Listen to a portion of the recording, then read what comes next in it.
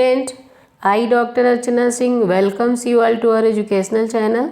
आज मैं अश्रिक दर या प्रदर के बारे में डिस्कस करूंगी। फर्स्ट देखते हैं पॉइंट्स ऑफ डिस्कशन। अश्रिक दर की परिभाषा, निदान, संप्राप्ति, लक्षण, भेद, साध्यता, उपद्रव तथा चिकित्सा, ये सभी पॉइंट्स आज के लेक्चर में कवर करूंगी। अश्रिक दर को प्रदर या रक्त योनि भी कहते हैं। अश्रिक दर दो शब्दों से मिलकर बना है, अश्रिक तथा दर। अश्रिक का अर्थ होता है रक्त, दर का अर्थ होता है प्रवाह, अर्थात रक्त का अत्यधिक प्रवाह होने की वजह से इसको अश्रिक दर कहते हैं। टीकाकर चक्रपाणी ने टीका कहते हुए अश्रिक दर तथा प्रदर के बारे में बताया कि इसको क्यों कहते हैं अश्रिक दर या प्रदर। अश्रिक दर के लिए बताया अश्रिक दीर्यते यस्मिनिति अश्रिक दर, अर्थात अश्रिक का दीर्ण होने की वजह से इसको अश्रिक दर कहते हैं, अश्रिक या रज का अत्यधिक स्राव होने की वजह से। प्रदर के लिए बताया प्रदीर्यते इति प्रदर है कि रज का प्रदीर्ण होने की वजह से इसको प्रदर कहते हैं। प्रदीर्ण मतलब अत्यधिक स्राव होने की वजह से। अश्रिक दर की परिभाषा आचार्य चरक ने चिकित्सा स्थान 30 में बताया है, रजः प्रदीर्यते यस्मात् प्रदरस्तेन स स्मृतः, कि जहाँ पे रज का प्रदीर्ण, रज का अत्यधिक मात्रा में स्राव होता है उसको अश्रिक दर या प्रदर कहते हैं।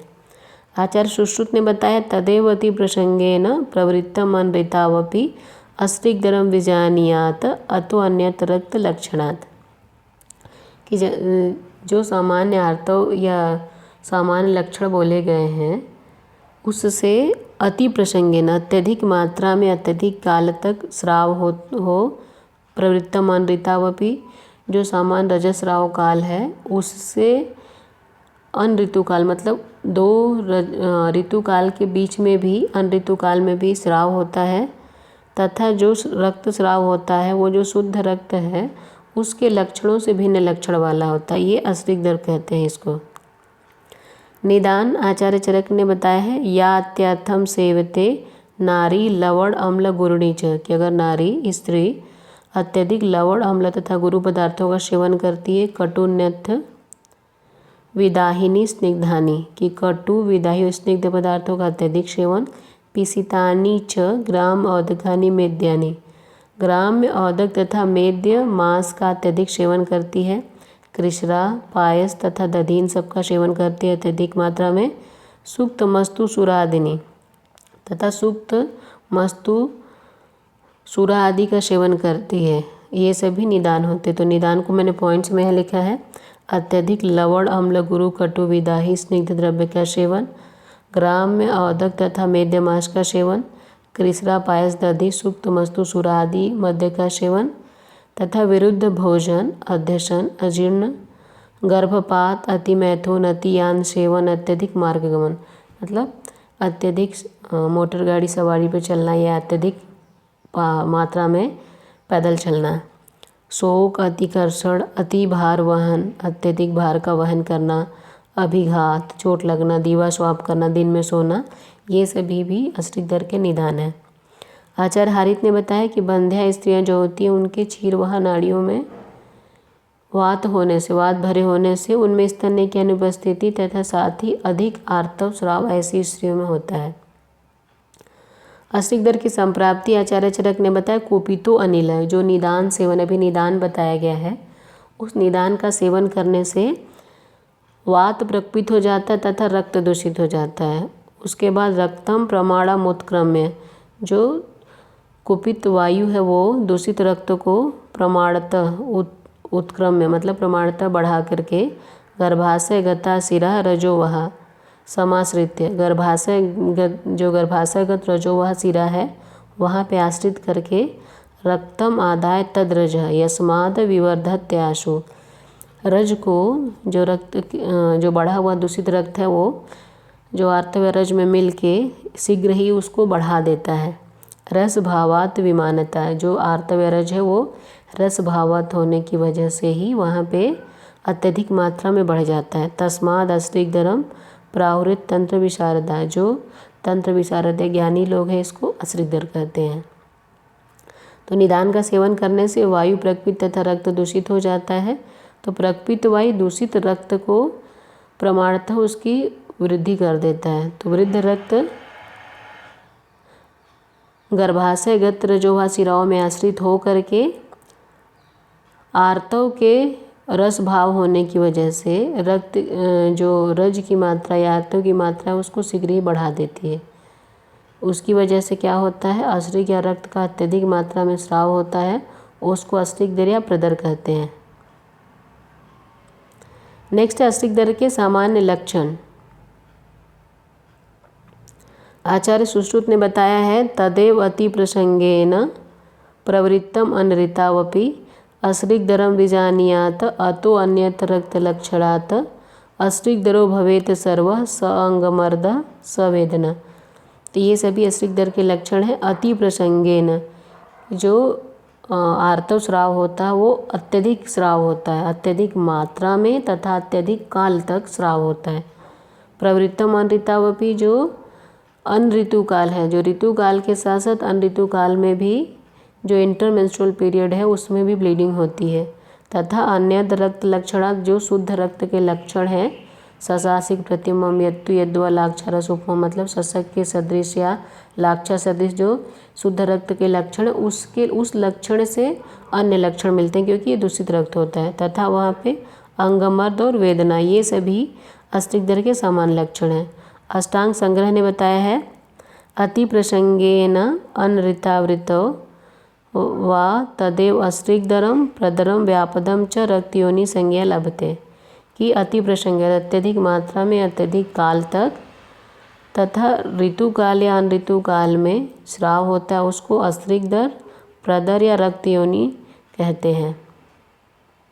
तो यहाँ पे ये है जो सामान्य लक्षण अश्रिग्दर के, अति प्रसंगेन प्रवृत्तम अनृतावपि अन्यत्र रक्त लक्षणात् अंगमर्द वेदना। नेक्स्ट आचार्य चरक ने लक्षण के लिए बस बताया है कि ऋतुस्राव या रजस्राव काल में रक्त की अति प्रवृत्ति है। तथा टीकाकार डल्हड़ ने अन्य जगह पे भी बताया है कि वंक्षण प्रदेश के अधोभाग, श्रोणी पृष्ठ, कटिवृक्क, कुक्षी में दाह तथा गर्भाशय में अत्यधिक तीव्र शूल, तो ये सभी अश्रिग्दर के समान लक्षण हैं। अश्रिग्दर के भेद, अश्रिग्दर 4 प्रकार का बताया गया। चतुर्विधम व्यासस्तु वाताद्य सन्निपाततः, कि वातज, पित्तज, कफज तथा सन्निपातज, इस प्रकार से अश्रिग्दर 4 प्रकार का है। परंतु आचार्य चरक ने जहाँ चिकित्सा का उल्लेख किया तो वहाँ पे पित्त वातज अश्रिग्दर की भी चिकित्सा का उल्लेख किया, अर्थात द्वंद्वज अश्रिग्दर भी माना है।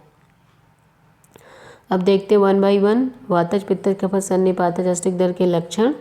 तो वातज अश्रिग्दर के लक्षण आचार्य चरक के अनुसार, फेनिलम तनुरुक्षम च श्यावम च अरुणमेव च, कि फेनिल मतलब झागदार, तनु रुक्ष श्याव वर्ण या अरुण वर्ण का, किंसुक उदक शंकास, किंसुक उदक, किंसुक मतलब पलाश पुष्प है वो, उदक मतलब जल, तो पलाश पुष्प से धोवन से जो जल निकलता उसके समान वर्ण का।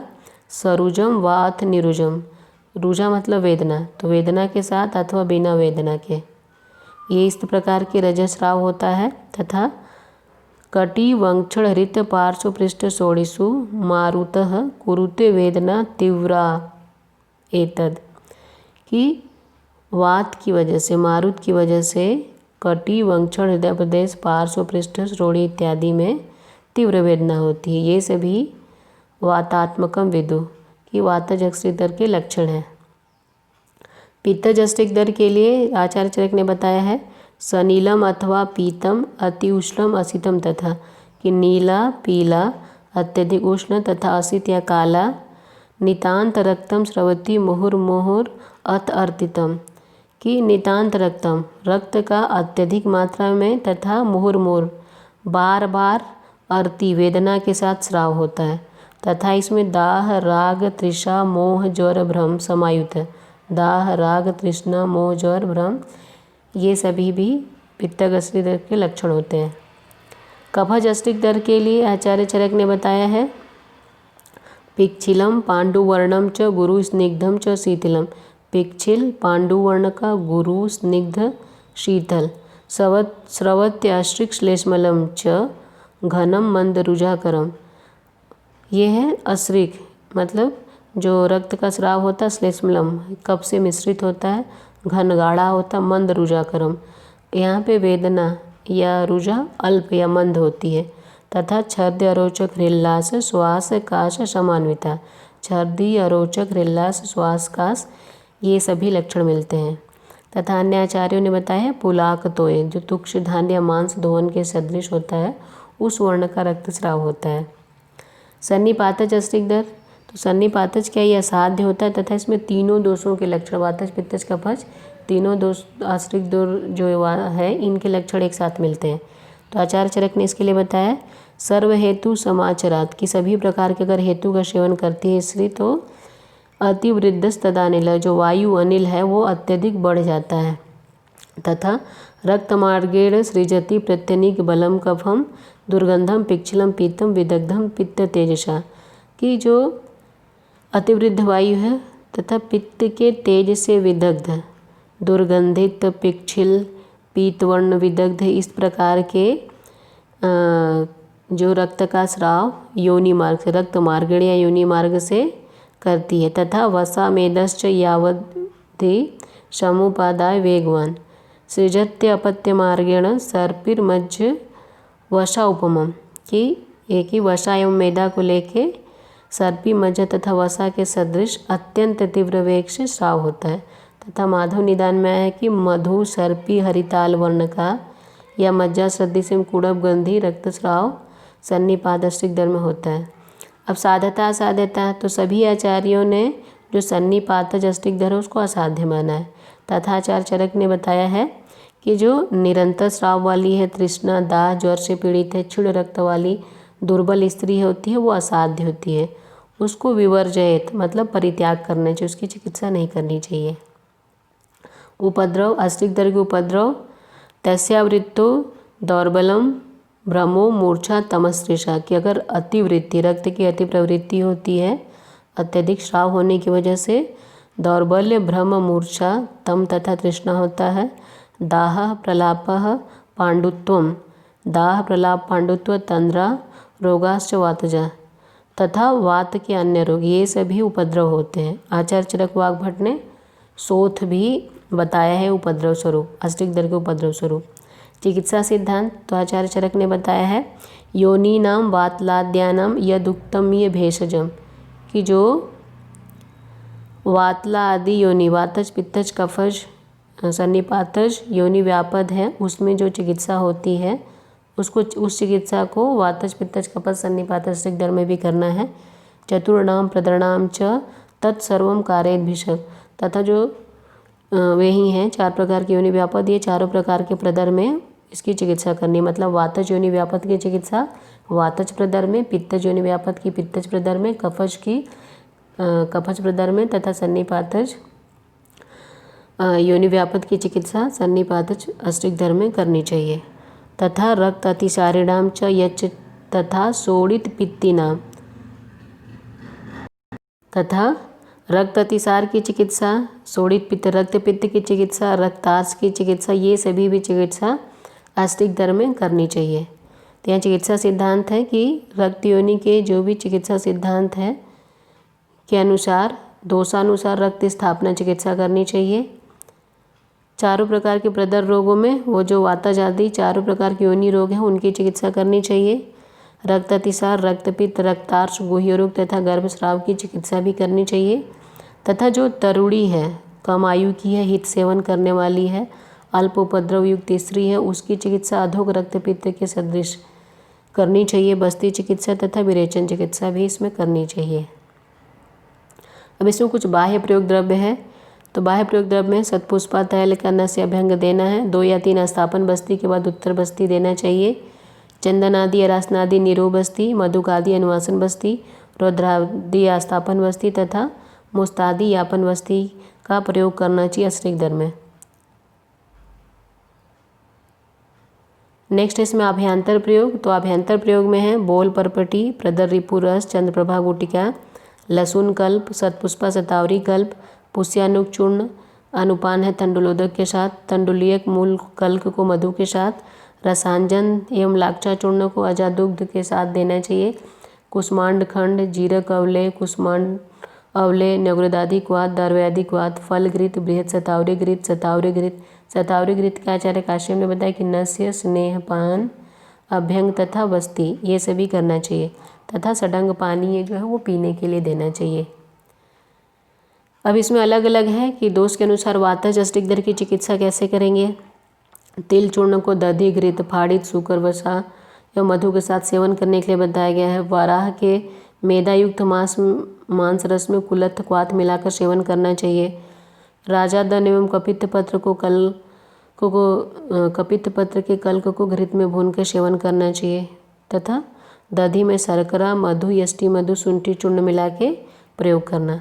पित्तज अस्टिक दर में रक्त पित्तनाशक सारी रक्त पित्तनाशक चिकित्साएं पित्तज अस्टिक दर में करना चाहिए तथा विरेचन के लिए महातिक्त घृत का प्रयोग करना चाहिए। वासा घृत का प्रयोग निम्ब गुड़ची का मध्य के साथ प्रयोग करना चाहिए तथा जो भी गर्भस्राव में वर्णन किया गया चिकित्सा जो भी हितकर आहार विहार औषधियों का प्रयोग है वो भी पित्तज अस्टिक दर में करना चाहिए। तंडुलियक मूल को मधु अथवा या फिर रसांजन का तंडुलोदक के साथ या लाक्षा चूर्ण का आजा दुग्ध के साथ प्रयोग भी पित्तज अस्टिक दर में हितकर होता है।